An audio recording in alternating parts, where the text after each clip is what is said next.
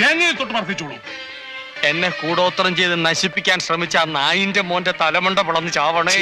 പൂജാകർമ്മ വേളയിൽ അസഭ്യം പുലമ്പരുത്. എന്നാ മഹാന്റെ ശിരസ് പിളർന്ന് അന്തരിക്കണേ. എന്താ വല്യേട്ട ഇത്? വല്യേട്ടൻ എന്താ ഒന്നും മിണ്ടാത്ത? അവനിനി മിണ്ടൂല.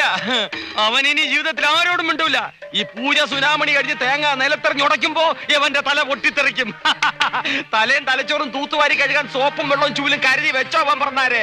ജൈവീ പാപകരാള കർമ്മ വിമുഖവും വ്യാധിം ച ധൈര്യം ചുതിം.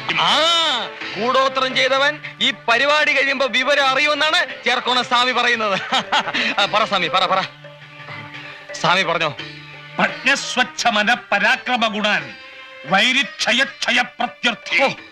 കേട്ടോ, ആക്രമിക്കാൻ വന്നവൻ ക്ഷയരോഗം വന്ന് കൊരച്ചു ചാവുമെന്ന്. ഇപ്പൊ പറഞ്ഞോ ഏതവനാ ചെയ്തെന്ന്. സത്യം തുറന്നു പറഞ്ഞ് മുന്നോട്ട് വന്നാൽ മരണത്തിൽ നിന്ന് രക്ഷപ്പെടാം.